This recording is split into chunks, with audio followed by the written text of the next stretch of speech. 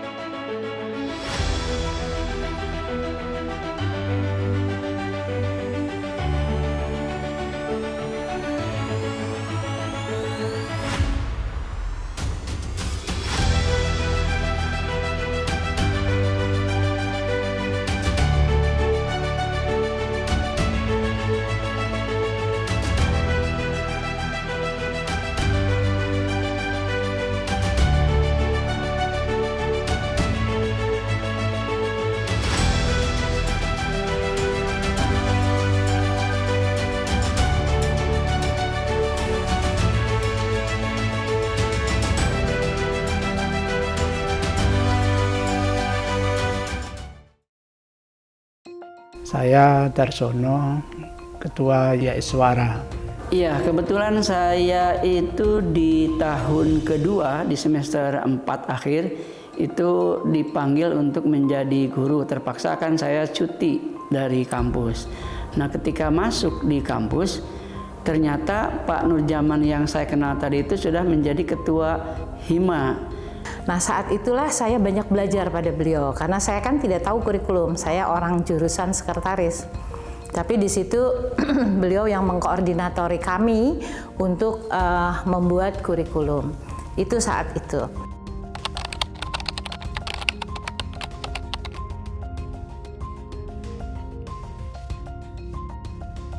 Pak Nurjaman itu seorang pendidik.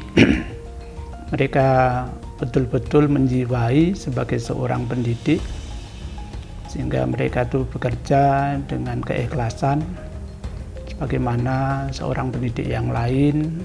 Seorang pendidik itu pasti bekerjanya dengan hati, karena mereka selalu ingin mendambakan murid-muridnya yang dibina itu menjadi orang-orang yang berhasil, menjadi orang-orang yang baik. Pada saat pulang dari Australia, kita banyak berdiskusi dan kita bisa lihat bahwa dedikasi di antara yang lain itu Pak Nur sangat serius. Jadi dia punya misi, visi ke depan yang terkait dengan pendidikan.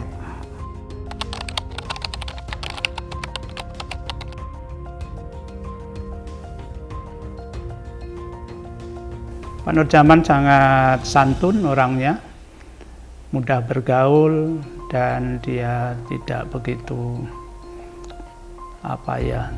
tinggi hati, tinggi perasaan ya, tidak sombong lah ya. Mereka sangat santun sehingga mereka banyak teman, di mana-mana banyak teman. Walaupun mereka sudah pensiun, tetapi tetap mendapatkan kehormatan daripada teman-temannya, kolega-koleganya. Mereka adalah orang yang sangat terhormat. Semester 4 baru mengenal beliau. Nah, karena beliau sebagai ketua Hima, otomatis beliau juga punya tanggung jawab bagaimana untuk menggerakkan kegiatan di Hima itu. Nah, yang saya ingat waktu itu, kalau kami mau ngambil KRS, sebelum ditandatangani oleh ketua jurusan itu harus mendatangi dulu ketua Hima. Nah, disitulah ada unsur namanya wirausaha barangkali dari sekarang namanya ya, atau mungkin bagaimana mendanai organisasi kemahasiswaan. Jadi kami harus iuran dulu tuh melalui pengurus Hima itu, yang ketuanya itu adalah Pak Nurjaman gitu. Karena dari mulai muda sampai kita sama-sama tua, Memang kita bisa lihat dari pertama kalau kita lihat apa ya, bahasa anak sekarang tuh jaim itu apa ya, kayak kalem tapi dia banyak sekali ide-ide yang ternyata idenya tuh luar biasa gitu. Terus dia punya kelebihan itu cerdas, komunikasi bagus.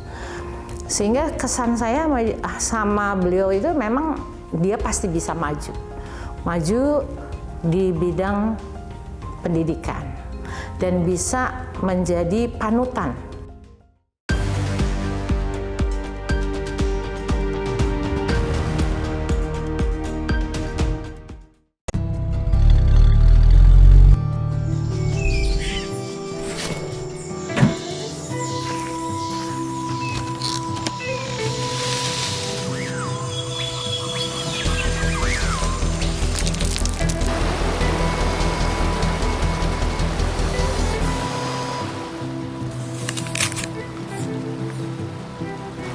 Makan buah itu keren.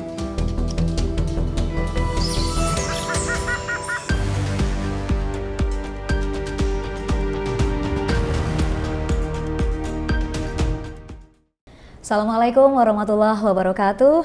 Halo pemirsa SJTV dimanapun Anda berada, kembali lagi bersama saya Eka Margianti dalam program Sosok. Program ini akan mengangkat tokoh-tokoh yang berjasa di bidang pendidikan untuk Indonesia. Pemirsa, di balik majunya sebuah pendidikan, selalu ada orang-orang yang memiliki kepedulian, perhatian, dan dedikasi. Orang-orang ini ada yang muncul ke permukaan, ada yang belum, bahkan ada yang bersembunyi. Sosok kita kali ini akan mendatangkan seorang penggiat pendidikan yang memilih terus mengabdi setelah pensiun dari PNS atau pegawai negeri sipil. Beliau mengabdi di Kementerian Pendidikan selama 33 tahun dan pada tahun 2018 dinyatakan masa berakhir dari jabatan beliau. Beliau memanfaatkan waktu pensiun untuk tetap mengabdi untuk negeri melalui Universitas Pamulang dan Universitas Sutomo yang dinaungi oleh Yayasan Sasmita Jaya.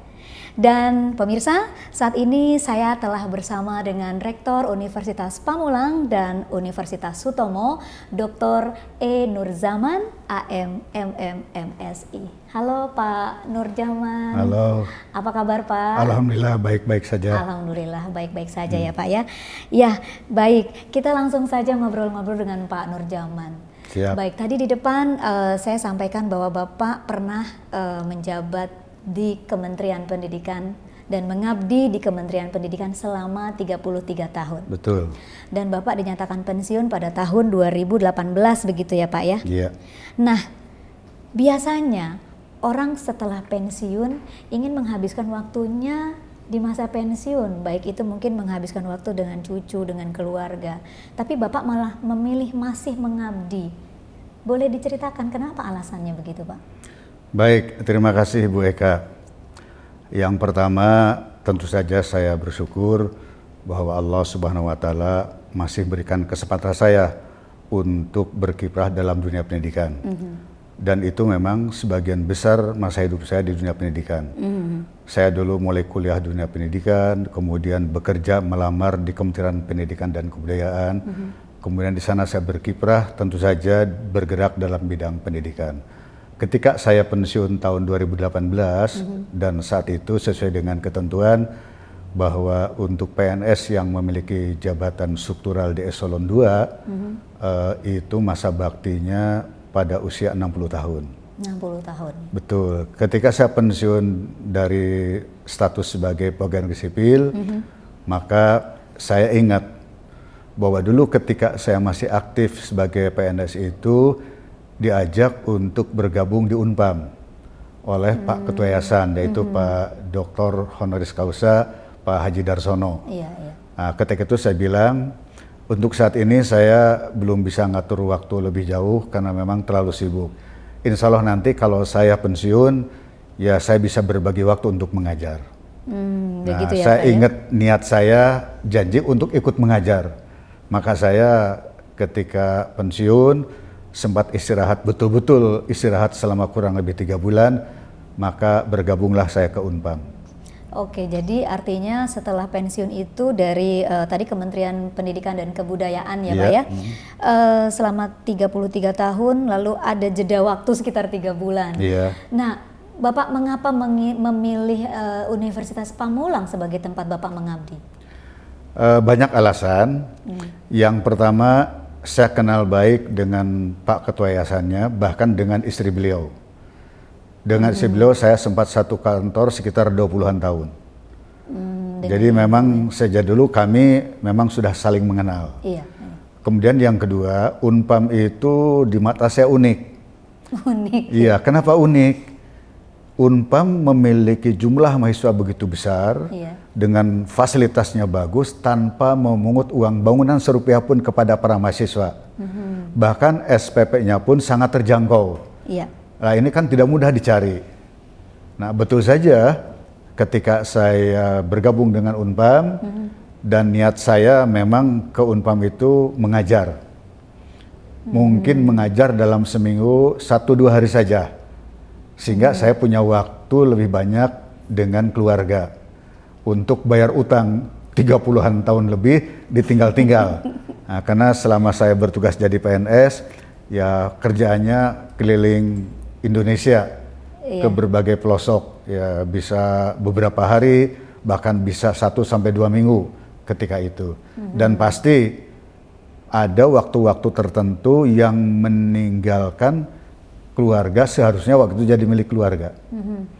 Nah, kemudian ketika bergabung ke Unpam, Pak Ketua Yayasan itu datang ke ruangan saya, beliau mengatakan, nanti tolong jadi dekan FKIP ya.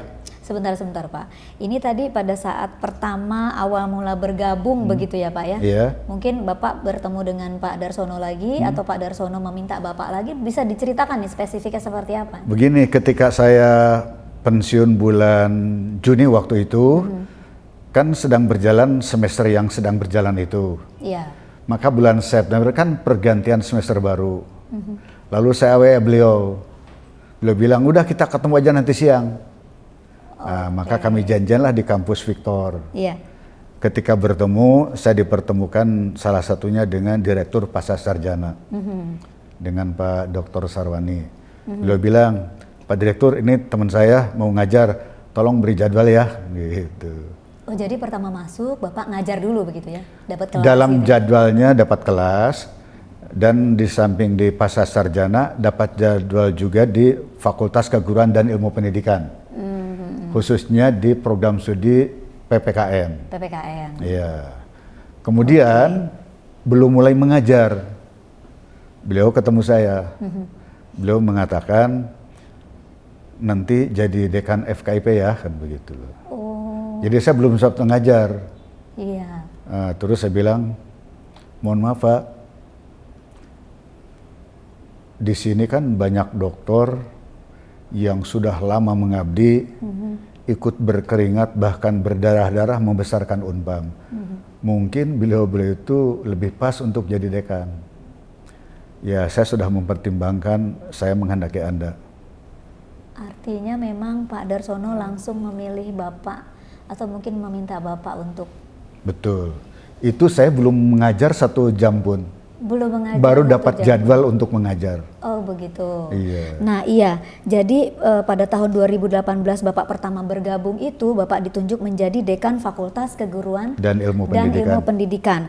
Tapi ini yang saya dapat informasi bahwa Bapak juga sempat merangkap menjadi Kaprodi atau Ketua Program Studi Manajemen. Nah ini, kenapa bisa ditugaskan di fakultas yang berbeda? Artinya Bapak merangkap nih ya pada saat itu. Itu betul.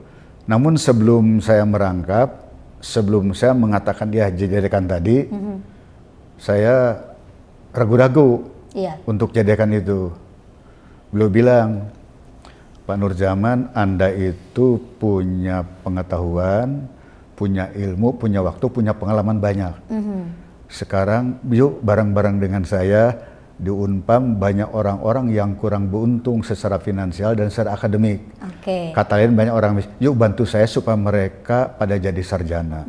Kalau Tapi mereka sebentar, jadi Pak. sarjana, Mohon maaf saya cut dulu. Ya. Sepertinya ini bikin pemirsa penasaran. Ya. Bagaimana kalau Bapak menjawabnya secara detail di segmen berikutnya? Baik. Baik, pemirsa jangan kemana-mana, tetap di Sosok.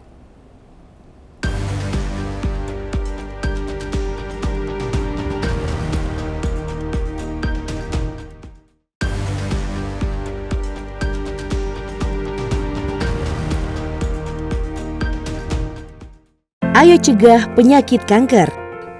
Penyakit kanker adalah penyakit yang sangat ditakuti semua orang karena banyak menyebabkan kematian serta pembiayaannya yang mahal.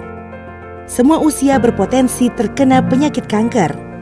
Penyakit ini dapat dicegah dengan mengubah perilaku atau gaya hidup seperti stop merokok, hindari terpapar asap dan residu rokok, hindari mengkonsumsi 4P, pengawet, perasa, pewarna, pemanis. Hindari terpapar bahan kimia dan polusi berbahaya. Rajinlah melakukan aktivitas fisik. Menerapkan perilaku hidup bersih dan sehat. Lakukan deteksi dini secara berkala. Karena Anda bertanggung jawab terhadap kesehatan diri Anda. Jangan tunda. Ayo hidup sehat untuk cegah penyakit kanker.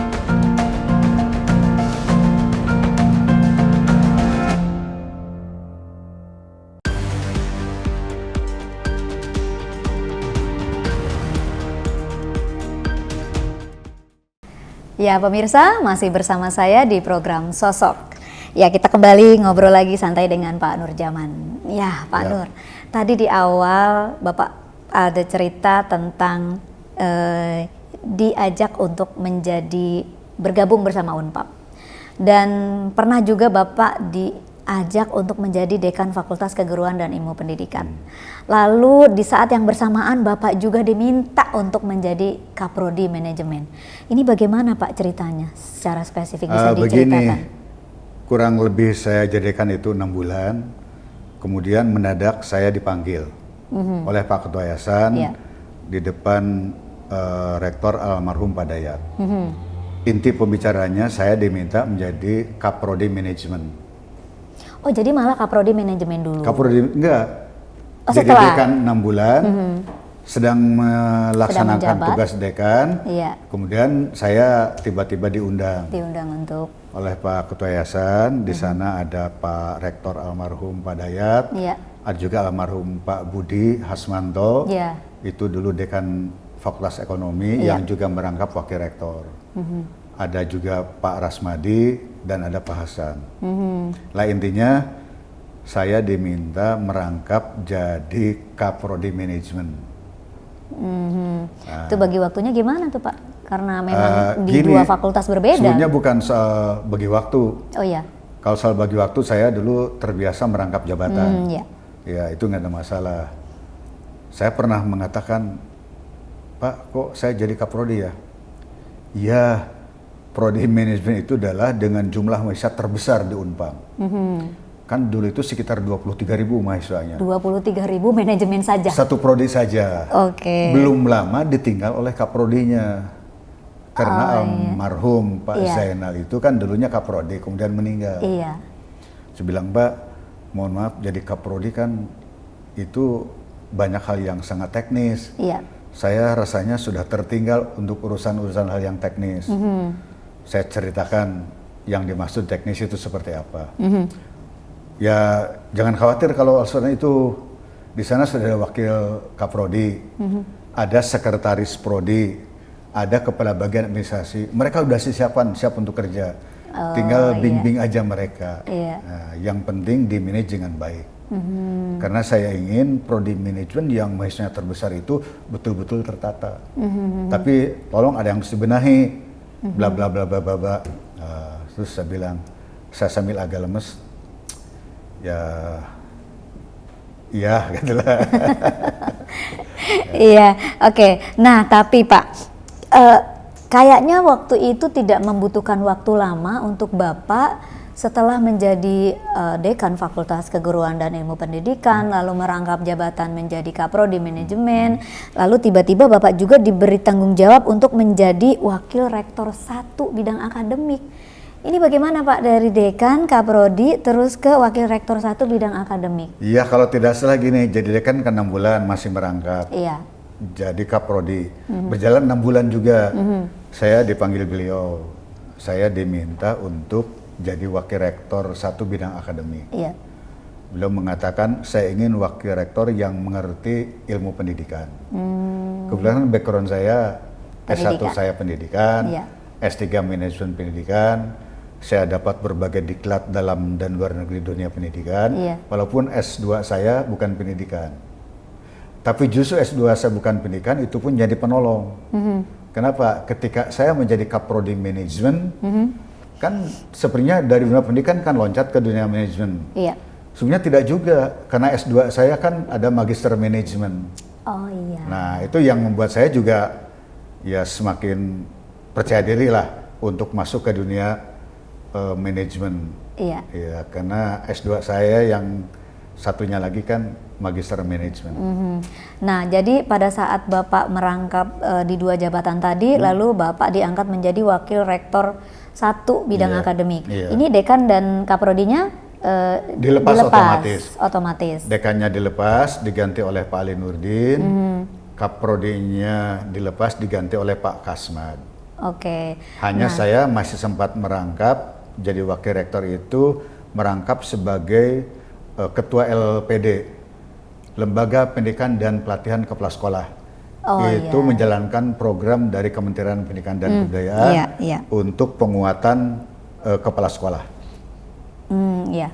Nah, tapi nih Pak, yang menariknya lagi, Bapak pada saat menjabat Wakil Rektor 1 juga sama, tidak lama kemudian Bapak nih dilantik menjadi Rektor Universitas Pamulang, menggantikan atau meneruskan tugas dari almarhum Pak Dayat Hidayat. Ini bisa diceritakan Pak, bagaimana sih prosesnya tiba-tiba menjadi atau mendapatkan tugas baru sebagai Rektor Universitas Ya, Pamulang? itu kan dalam periode 2020 sampai 2004 itu kan Pak Dayat almarhum. Iya. Beliau karena COVID waktu itu, kemudian beliau meninggal. Kan terjadi kekosongan. Iya. Nah, kan kampus sebesar Unpam kan tidak mungkin rektornya kosong. Iya. Lalu saya dihubungi beliau untuk menjadi PLT. PLT dulu. Oke. Walaupun tidak jadi karena berdasarkan hasil konsultasi Iya. dan secara hukum itu lebih aman definitif. Jadi sudah langsung menjadi iya. rektornya begitu ya Pak ya? Makanya Tanggap suatu ya? saat beliau selesai melaksanakan salat Jumat bersama, beliau berbisik kepada saya, nanti tolong jadi rektor ya, kan begitu. Ya saya speechless, nggak merespon, saya diam aja. Ya, dan saya pikir ya ini adalah memang jalan terbaik. Iya. Saya melihat beliau kan suasananya duka ya, Iya, iya. tiba-tiba ditinggal almarhum Almarhum, Pak Dayat, kan iya. gitu. Nah, bagi Bapak nih beban dan tantangan apa yang Bapak hadapi setelah bertanggung jawab menjadi Rektor Universitas Pamulang, bahkan sekarang mungkin merangkap juga menjadi Rektor Universitas Sutomo nih. Kira-kira apa nih tantangan dari Bapak? Gini, setiap pekerjaan itu pasti ada peluang, ada tantangan, ada kesempatan. Kalau lihat jadi beban, ya memang kan dimanapun jadi rektor sebesar apapun peluang itu kan akan menjadi beban. Tapi saya mencoba untuk merubah mindset diri saya. Itu jangan jadikan beban, maka akan betul-betul beban. Maka saya jadikan itu kesempatan dan tantangan supaya menjadi ringan. Oke. Nah, tapi ringan bukan berarti dianggap sepele. Nah, supaya lebih semangat, lebih yakin. Iya. Manjada wajada. Supaya sungguh-sungguh, janjinya siapa yang sungguh-sungguh, maka akan memperolehnya. Gitu ya Pak. Lalu Jadi, apa tantangannya? Unpam itu kan perguruan kita besar di Indonesia ini, Iya, baik negeri mahasiswanya maupun banyak. swasta. Itu kan bagaimana Dosennya juga memanage banyak. 80-an ribu mahasiswa Iya. dan 2.000 lebih dosen. Itu hal yang luar biasa. Iya. Tapi tidak masalah karena saya tidak sendirian. Itulah kekuatan kebersamaan. Iya. Saya memiliki 4 wakil rektor, memiliki 7 dekan dan 1 direktur, memiliki 21 kaprodi. Mereka orang-orang hebat. Saya tinggal memberikan dan memberdayakan mereka, berikan kepercayaan yang penuh sesuai dengan ketentuan, maka insya Allah semuanya akan berjalan. Sehingga tugas saya, kalau punya ide, saya lemparkan, atau menerima ide dari manapun, saya eksekusi, lalu berikan kepercayaan, diawasi, dipantau, dievaluasi. Iya, Nah, jadi itu konsep shifting the burden. Berbagi beban. Berbagi beban. Iya. Iya. Nah, tapi ini ada yang menarik nih dari Bapak. Kita kembali dulu kembali kepada fase pada saat Bapak menjadi wakil rektor atau mungkin bahkan sebelum-sebelumnya. Saya dengar informasi bahwa sebetulnya Bapak ini masih ingin mengajar gitu, Pak. Apakah memang demikian? Kenapa ini? Tahu aja ya. Gini kan di sini ada ketentuan. Setiap pejabat struktural tidak mengajar. Oh gitu. Ya, artinya gini. Tidak mengajar dalam pengertian kan ada kewajiban-kewajiban mengajar, tapi kan berjenjang. Seperti rektor itu sudah minimal otomatis dapat 6 SKS. Karena kan dikonversi tugas-tugas wajibnya itu kan sama tugas dengan, manajemen. Nah, nanti kan tugas dekan, tugas kaprodi. Ya, walaupun di sela-sela kesibukan supaya memenuhi persyaratan, ya pada pejabat struktural juga kan di sana diporsikan untuk mengajar. Tapi kasus dengan saya memang ngajarnya rutin. Ya, kenapa rutin?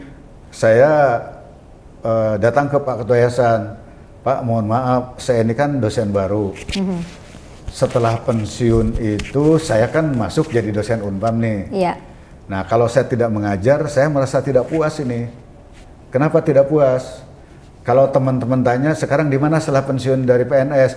Saya jadi dosen. Tapi malah kan nggak ngajar saya, jadi rasanya kurang happy. Itu satu. Yang kedua, passion saya ngajar sejak tahun 82, 83 saya sudah jadi dosen. Artinya memang Bapak tuh passionnya tetap pengen mengajar sebetulnya tetap ya? Dimanapun saya bertugas saya sambil ngajar. Iya, iya. Saya pernah tugas di Bandung 5 tahun menjadi kepala pusat pelatihan guru tingkat nasional. Saya sempat ngajar di Universitas Pasundan. Jadi memang passion itu, guru itu tidak bisa terlepas dari seorang Nurjaman begitu ya? Sudah takdir saya harus mengajar terus. Kecuali sekarang, sejak jadi rektor ya memang berbagi waktunya susah. Oke. Nah sekarang setelah menjadi rektor, kira-kira setelah ini target apa yang ingin Bapak capai? Atau mungkin ada hal besar apa yang sedang Bapak kerjakan untuk Universitas Pamulang dan juga Universitas Sutomo? Begini, visi Unpam itu mengikuti atau menerjemahkan visi yayasan. Nah sekarang Unpam itu kan sudah besar, sekali lagi terbesar di Indonesia, secara kuantitas. Nah tantangan kita bersama, bukannya tantangan saya, tantangan kita bersama keluarga besar Unpam adalah menjaga dan meningkatkan kuantitas sekaligus menjaga dan meningkatkan kualitas. Sehingga antara kuantitas dan kualitas biar bisa beriringan. Walaupun itu tidak mudah, tapi tidak ada kata tidak bisa, pasti bisa. Oke, jadi memang luar biasa ya perjalanan seorang Pak Nurjaman ini. Pemirsa jangan kemana-mana karena setelah ini kita akan sajikan perjalanan Pak Nurjaman sebelum menjadi bagian dari Yayasan Sasmita Jaya. Tetaplah bersama kami.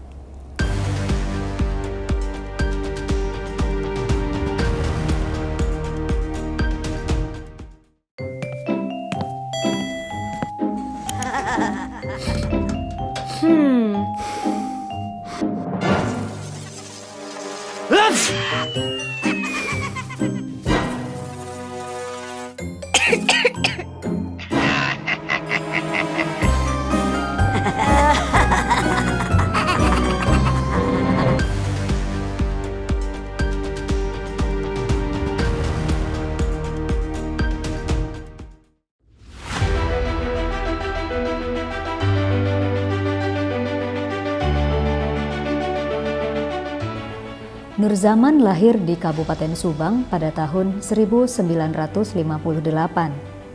Menjadi guru tidak tetap pada sekolah swasta pada tahun 1981 hingga tahun 1982.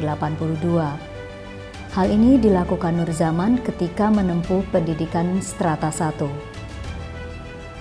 Nur Zaman lulus dari Institut Keguruan dan Ilmu Pendidikan atau yang kini dikenal sebagai Universitas Pendidikan Indonesia pada tahun 1982. Nur Zaman menjadi instruktur atau penatar ilmu pendidikan, manajemen, dan kepemimpinan pendidikan pada Pusat Pengembangan dan Penataan Guru Kejuruan yang sekarang menjadi P4TK Bisnis dan Pariwisata Jakarta pada tahun 1983 hingga tahun 2006. Pada tahun 1985 saya alhamdulillah lolos seleksi untuk memperoleh kesempatan belajar dalam program Fellowship Diploma of Education ke Australia, tepatnya di kota Melbourne. Kenapa itu memacu saya untuk lebih bersyukur? Karena saya terlahir dari sebuah kampung, di sebuah desa yang urusan luar negeri itu memang sangat jauh dari pikiran. Tapi alhamdulillah Allah menghendaki dan mungkin juga buah keseriusan saya bekerja, saya dapat kesempatan itu. Di Australia saya selama 10 bulan, tentu saja awal-awalnya saya bingung. Saya akan ke Australia tapi saya tidak bahasa Inggris. Ya ternyata saya sebelumnya ikut training dulu memperoleh pembelajaran tentang penguasaan bahasa Inggris secara sederhana. Ya minimal di sana bisa bertanya jalan, bisa beli makanan supaya tidak kelaparan. Nah alhamdulillah dievaluasi saya termasuk yang memenuhi persyaratan untuk ke Australia. Ada lagi yang membuat saya wajib bersyukur atau meningkatkan rasa syukur, yaitu saya mendapat kesempatan untuk belajar di negara Jerman. Jerman ketika itu masih dibagi dua, Jerman Barat dan Jerman Timur. Nah ketika ingat Jerman, saya secara pribadi langsung ingat almarhum Profesor Dr. B.J. Habibie. Itu salah satu orang paling cerdas di Indonesia. Jadi ketika dengan Jerman, saya sangat antusias dan bahagia. Walaupun ketika itu belum tentu saya berangkat. Kenapa? Sebelum berangkat ke Jerman, wajib kursus dulu bahasa Jerman sekitar 1 semester, yaitu di Goethe Institut milik Kedutaan Jerman Barat waktu itu. Alhamdulillah setelah ikut kursus bahasa Jerman selama 1 semester, saya dites dan dinyatakan memenuhi persyaratan untuk berangkat ke Jerman. Itu kembali adrenalin saya meningkat luar biasa, rasa syukur dan semangat betul-betul saya rasakan. Nur Zaman menjadi Kepala Seleksi Program Penataran pada PPG Kejuruan Jakarta pada tahun 1992 hingga tahun 2004. Memimpin proyek PPG Kejuruan Jakarta pada tahun 1996 hingga 2001. Memperoleh penghargaan pemimpin proyek terbaik di lingkungan Direktorat Jenderal Manajemen Pendidikan Dasar dan Pendidikan Menengah Depdiknas dari Dirjen Mandikdasmen pada tahun 1999. Saya dulu dapat kesempatan untuk ikut seleksi menjadi mahasiswa S2 di UGM Jogja. Kemudian saya berhasil dinyatakan lulus dan saya kuliah. Pada saat itu pimpinan mengatakan kepada saya, Anda silahkan kuliah tapi jangan ninggalkan pekerjaan. Sehingga 2 hal itu saya kerjakan dalam waktu bersamaan. Tentu saja masalah manajemen waktu yang agak berat. Akhirnya saya agak lama tidak lulus-lulus. Tapi kalau kuliahnya lancar, tapi setelah nulis tesis itu memang tersendat. Nah karena merasa lama kok nggak lulus-lulus, saya pernah berpikir jangan-jangan saya tidak lulus ini untuk menyelesaikan kuliah S2 di Jogja itu. Kemudian ada kesempatan saya daftar lagi di perguruan tinggi swasta atas biaya sendiri di Jakarta. Nah, tepat 2 tahun saya lulus sehingga memperoleh gelar Magister Manajemen. Setelah itu saya merasa aman karena saya punya S2. Tapi saya teringat lagi, saya kuliah yang pertama itu kan dibiayai oleh negara. Malu rasanya sudah diberikan uang oleh negara untuk kuliah, tapi kuliahnya tidak tuntas. Akhirnya saya membuka-buka lagi dokumen, cari-cari file lagi yang diperlukan, meneruskan membuat tesis. Nah, alhamdulillah mulai lancar dan berjalan ya normal. Nah, sambil menyelesaikan tesis, karena saya sudah punya ijazah S2 MM, maka saya daftar ke S3 untuk meraih gelar doktor. Jadi pada saat saya menjadi mahasiswa S3, sekaligus masih berstatus mahasiswa S2. Itu saya peroleh ijazah S2 itu pada tahun 2000 yang pertama, kemudian yang kedua tahun 2001. Nur Zaman memperoleh Piagam Tanda Kehormatan Satya Lancana Karya Satya 10 tahun dari Presiden Republik Indonesia pada tahun 2002. Selanjutnya, pada tahun 2004 menjadi Kepala Bidang Pelayanan Teknis pada PPG Kejuruan Jakarta hingga tahun 2006 dan menjadi Kepala Bidang Pelayanan Teknis P4TK Dispar. Nur Zaman menjadi Kepala Subdirektorat Program pada Direktorat Profesi Pendidikan Ditjen PMTK pada tahun 2006 hingga 2010. Selanjutnya menjadi Sekretaris Konsorsium Sertifikasi Guru tahun 2007 hingga tahun 2011. Memperoleh Piagam Tanda Kehormatan Satya Lancana Karya Satya 20 tahun dari Presiden Republik Indonesia pada tahun 2009.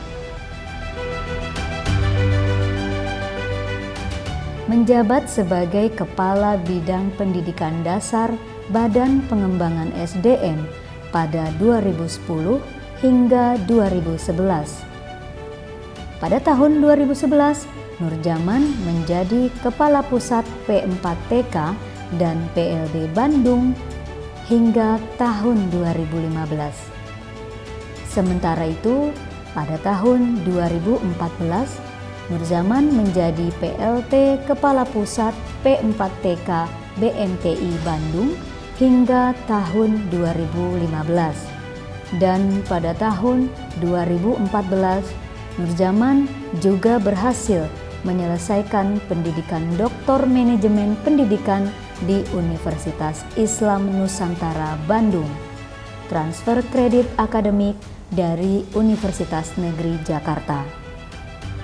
Nur Zaman juga merangkap jabatan pada tahun 2015 menjadi Sekretaris Direktorat Jenderal Guru dan Tenaga Kependidikan Ditjen GTK hingga tahun 2018 dan menjadi Sekretaris Konsorsium Sertifikasi Guru hingga tahun 2017.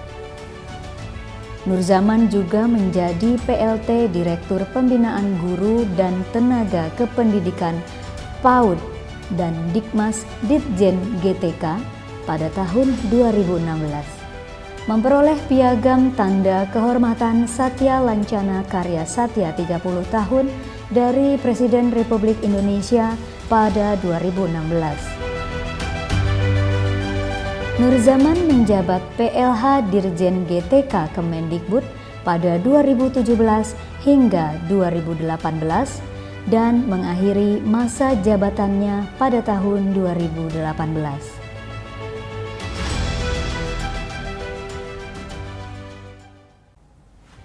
Sejak tahun 2003, di sela-sela kesibukan pada tugas utama di Kemendikbud, Nur Zaman juga aktif mengajar di beberapa perguruan tinggi, di antaranya IKIP Jakarta yang sekarang menjadi Universitas Negeri Jakarta dalam proyek pengadaan calon guru kejuruan, Sekolah Tinggi Keguruan dan Ilmu Pendidikan Purnama, Sekolah Tinggi Pariwisata Sahid Jakarta, Universitas Muhammadiyah Profesor Dr. Hamka, atau yang lebih dikenal UHAMKA, Politeknik TEDC Bandung, dan Universitas Pasundan Bandung. Nurzaman.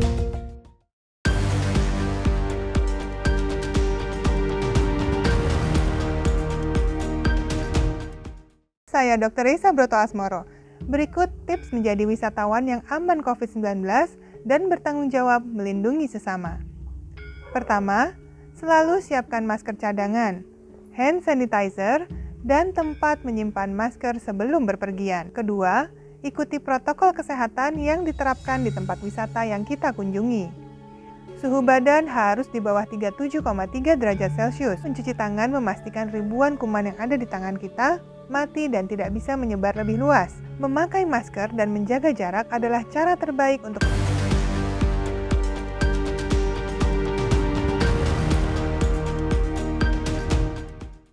Ya pemirsa, masih bersama saya Eka Margianti dalam program Sosok. Dan sosok kita kali ini masih bersama Pak Nurzaman. Beliau adalah Rektor Universitas Pamulang. Ya Pak Nur, kita lanjutkan kembali nih Pak. Yep. Tadi setelah kita ngobrol-ngobrol yang serius, saya ingin tahu nih keseharian Bapak seperti apa. Tadi serius ya? Pertanyaannya sekarang agak ringan nih Yeah. Pak. Saya dengar nih Bapak nih masih kegiatan sehari-harinya atau aktivitas hari-harinya, ini Bapak masih terbiasa dengan membaca koran setiap pagi. Nah, yang unik atau yang paling menarik bagi saya pemirsa adalah Pak Nurzaman masih membaca koran konvensional atau koran masih yang printed edition gitu kita sebutnya ya. Sementara sekarang sudah banyak koran-koran yang sifatnya e-elektronik gitu ya, atau e-news gitu. Bisa kita baca lewat iPad atau handphone gitu. Tapi Bapak malah memilihnya koran. Mengapa itu Pak? Bisa diceritakan? Jadul ya? Oke, gini, yang pertama saya tidak merasa jadul. Karena di balik kebiasaan kata orang jadul itu justru bagi saya itu masih up to date. Kenapa? Saya merasa sejak mahasiswa rajin baca surat kabar. Saya tidak ingin surat kabar cetakan itu mati gara-gara tidak ada pelanggan. Sekecil apapun saya mungkin punya andil melestarikan surat kabar itu. Dan di balik itu ada orang-orang yang tergantung kepada surat kabar. Umpamanya loper koran, agen surat kabar itu. Yang setiap pagi datang ke rumah saya itu kan mereka punya pekerjaan tetap nanti. Kalau saya berhenti datang ke kompleks saya, kalau hanya 1-2 orang kan tidak balance dengan transportasinya. Tapi ketika saya masih langganan, di samping memang saya sangat memerlukan, itu juga punya manfaat yang lain. Biasanya Bapak baca apa sih di koran itu? Ada yang menarik dari Bapak, misalnya ada apakah bola, ataukah berita, ataukah pendidikan? Gini, karena saya kan dunia saya pendidikan. Yang utama saya cari adalah dunia pendidikan. Pastinya pendidikan. Walaupun tidak langsung dibaca, saya tandai dunia pendidikan. Kemudian saya mundur lagi, lihat current issues. Oh iya. Nah itu saya ikutikan, entah itu politik, sosial, budaya, nah, itu saya ikutin. Olahraga juga begitu. Olahraga juga begitu. Nah setelah sepintas-pintas, oh iya oke, saya skip saja, maka saya baca serius tentang pendidikan. Baik itu berita, policy dari pemerintah, apalagi opini tentang pendidikan.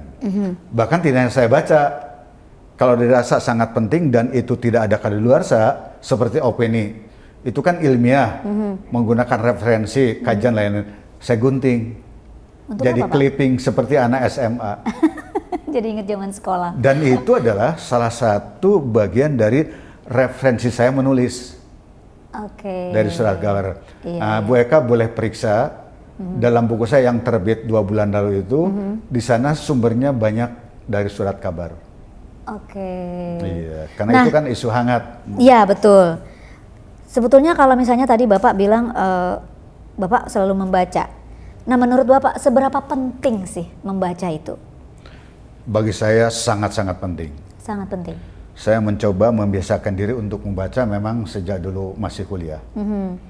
Karena ketika saya kuliah tidak membaca, maka otak saya kosong. Menyimaknya berat dan saya tidak bisa bertanya. Saya punya keyakinan berdasarkan pengalaman. Sejatinya orang bertanya adalah orang yang mengerti. Sejatinya orang yang bertanya adalah orang yang mengerti, Iya. betul. Kalau tidak mengerti, nggak mungkin bisa bertanya. Iya. Pokoknya tiba-tiba saya ikut sebuah seminar. sebenarnya tentang nuklir nggak mungkin saya bertanya. Karena saya tidak sebelumnya. ngerti nuklir seperti apa. Begitu. Jadi untuk bisa bertanya, saya harus mengerti. Oke. Nah itu penting. Nah, menurut Bapak nih, kira-kira Bapak punya kiat-kiat atau tips untuk pemirsa yang kadang-kadang pemirsa nih malas membacanya Pak, termasuk saya. Ya. Apa kiat-kiat atau tips untuk rajin membaca? Soal malas sih, saya yakinlah orang juga sering mengalami kemalasan dan sifatnya fluktuatif. Iya. Termasuk saya, kalau sudah malas juga berat sekali membaca. Tapi sering saya memotivasi diri sendiri. Kalau saya tidak membaca, saya akan tertinggal dalam satu hari. Pemirsa, jadi kalau tidak membaca akan tertinggal dalam satu hari.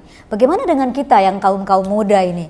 Pak Nurjaman boleh jadi sudah sudah pensiun malah ya, tetapi masih rajin membaca. Kita yang muda-muda ini akan jadi apa negara ini kalau kita sendiri tidak mau membaca? Karena ada ungkapan, sebaik-baik teman duduk adalah buku. Sebaik-baik teman duduk adalah buku, iya. Buku adalah gudang ilmu dan membaca adalah kunci utamanya. Oke, itu tepat sekali ya Pak ya, karena kalau kita tidak membaca ya kita tidak akan tahu isinya. Nah, selain baca koran tadi nih Pak, kegiatan rutinitas apa sih Bapak biasanya lakukan kalau sebelum ke kantor gitu?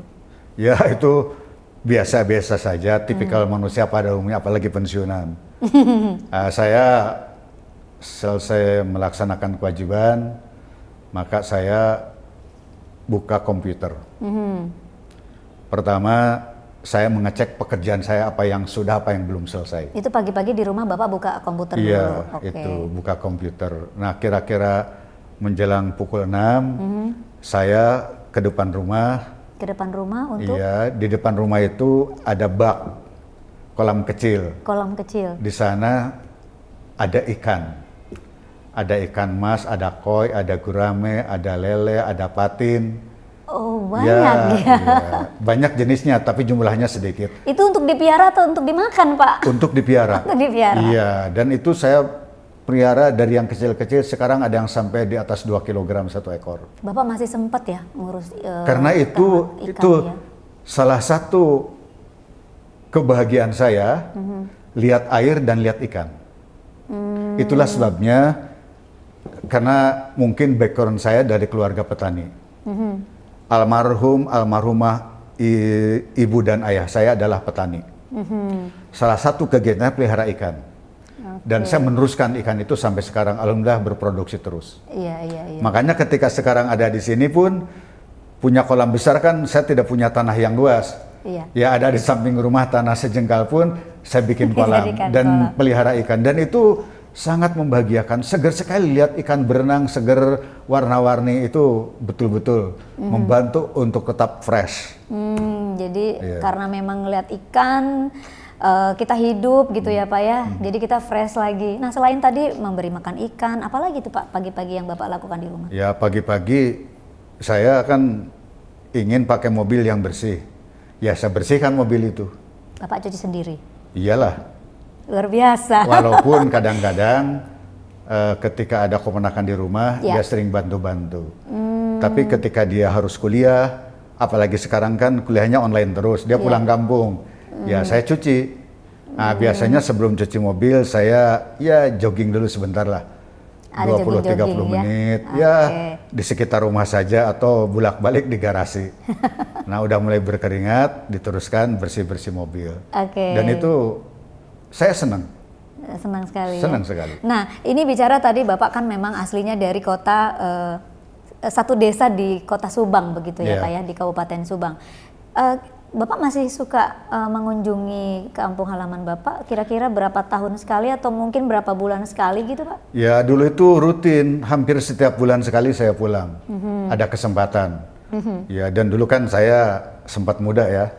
Nah jadi rasa lelah itu ya nyaris tidak ada. Nah, sekarang saya juga tahu diri sesuai dengan usia, iramanya diatur. Nah apalagi sekarang kan kena COVID, PPKM, kita dibatasi. Ya saya terakhir pulang kampung mungkin 2 bulan lalu ya kan begitu. 2 bulan lalu ya? 2 bulan lalu. Ini dengar-dengar di kampung nih Bapak punya sekolah PAUD ya Pak ya? Gini, saya ini kan berkarir, mengabdi, diberikan banyak kesempatan di dunia pendidikan. Maka di dunia pendidikan, maka saya sendiri membangun lembaga pendidikan.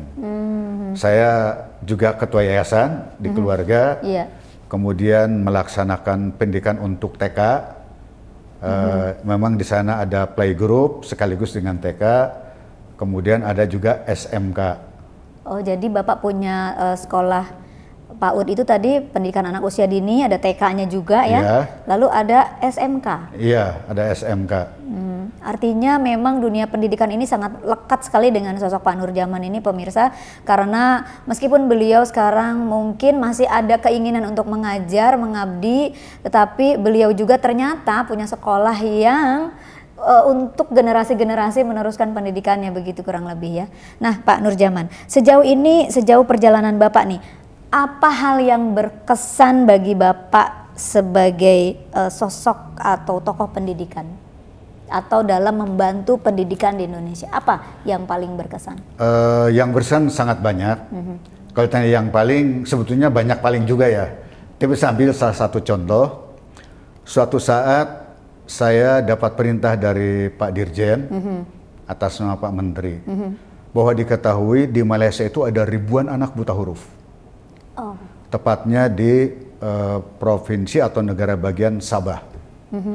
Itu anak-anak tenaga kerja Indonesia di kebun kelapa sawit. Mereka tidak memperoleh akses pendidikan, padahal mereka itu dari usia PAUD, usia SD, usia SMA, bahkan usia SMA. Itu puluhan ribu jumlahnya. Iya. Dulunya mereka itu ikut sekolah di sekolah kebangsaan milik Malaysia. Tapi belakangan Malaysia memberlakukan ketentuan bahwa pemerintah Malaysia tidak boleh menggunakan dana negaranya untuk pendidikan anak-anak asing yang ilegal. Nah, anak-anak TK di sana itu ternyata ilegal. Jadi anak-anak kita, anak-anak Indonesia berada di sana, lahir dan besar di sana itu di kebun-kebun kelapa sawit. Dan di sana kan banyak sekali tenaga kerja Indonesia. Bahkan mereka mungkin tidak punya, bukan mungkin lagi, tidak punya akte kelahiran. Karena di perbatasan tadi ya? Bukan di perbatasan, itu bagian dari negara bagian Malaysia. Di Sabah, berbatasan dengan Kalimantan Timur dan Kalimantan Barat di sana. Gitu. Kemudian atas perintah pimpinan, saya komunikasi dengan KBRI, mulai atas pendidikan, kemudian ke sana, kemudian bergabung dengan perwakilan Indonesia di sana, kemudian survei mencari di mana titik-titik yang banyak anak-anak Indonesia itu yang pada buta huruf. Saya sedih, mereka pada buta huruf. Nah akhirnya bertemu dengan sebuah yayasan namanya Yayasan Humana. Itu yayasan itu dibentuk oleh orang Jerman asalnya, kemudian dilanjutkan oleh orang Swedia kalau tidak salah. Nah kemudian singkat cerita, saya mengurus pengiriman volunteer guru ke sana. Seleksi, ada yang fresh graduate, ada yang sudah menjadi honorer, diseleksi, kemudian dikirimkan kontrak selama 2 tahun di sana. Nah, sekarang alhamdulillah di sana sudah ada sekolah resmi, namanya SIKK, Sekolah Indonesia di Kota Kinabalu. Itu milik negara Indonesia, tanahnya pun dibeli oleh pemerintah Indonesia. Itulah yang menurut Bapak paling berkesan selama Bapak perjalanan hidup sampai saat ini. Sangat gitu ya? Berkesan, karena saya tidak pernah menduga ada puluhan ribu anak Indonesia yang tidak punya akses kepada dunia pendidikan. Ada di negeri tetangga kita. Sekarang alhamdulillah sudah sekolah formal, ada pusat-pusat pembelajaran, nanti nginduknya ke sekolah-sekolah formal. Gitu. Ya, waduh, ini kalau bicara tentang pendidikan memang sosok Pak Nurjaman menurut saya betul-betul tokoh pendidikan yang sangat luar biasa, mengilhami kita atau memberikan inspirasi untuk kita semua bahwa pendidikan itu sangat penting ya Pak ya. Sangat penting, terutama generasi-generasi muda. Dan tadi hal yang disampaikan oleh Pak Nurjaman juga bahwa ternyata masih ada anak-anak kita yang belum menerima pendidikan yang sesuai. Padahal menurut undang-undang bahwa anak Indonesia berhak memperoleh pendidikan. Maaf saya ralat sedikit, saya terlalu tinggi disebut tokoh pendidikan. Saya sebut saja orang yang pernah mengabdi di dunia pendidikan. Mungkin juga bukan pernah, sampai sekarang masih mengabdi di dunia pendidikan. Saya disebut tokoh memang keberatan, itu terlalu mewah bagi saya. Mohon maaf. Pak Nurjaman ini memang sosoknya sangat rendah hati ya pemirsa ya. Jadi memang bagi kami seorang sosok yang selalu mengabdi untuk pendidikan ini luar biasa memberikan ilmunya untuk Indonesia begitu Pak. Oke, baik pemirsa, itu tadi bincang-bincang saya bersama sosok Pak Nurjaman yang beliau adalah Rektor Universitas Pamulang, dan banyak yang kita petik dari obrolan saya dengan Pak Nurjaman hari ini bahwa pentingnya pendidikan bagi usia anak yang di usia dini itu sangat penting sekali ketika kita mulai bersekolah. Dan yang paling penting lagi adalah membaca. Jadi untuk kaum muda janganlah pernah lelah untuk membaca. Terima kasih sekali lagi Pak Nurjaman atas kesempatannya dan juga ngobrol-ngobrol sederhana ini. Mungkin kita bisa ketemu lagi lain waktu. Terima kasih pemirsa, Anda telah menyaksikan Sosok dalam episode Pengabdian untuk Negeri di Masa Pensiun. Saya Eka Margianti, pamit undur diri. Sampai berjumpa kembali pada Sosok episode berikutnya. Hanya di SJTV, berbagi untuk negeri. Assalamualaikum warahmatullahi wabarakatuh. Waalaikumsalam warahmatullahi wabarakatuh. Terima kasih Pak Nur. Terima kasih juga.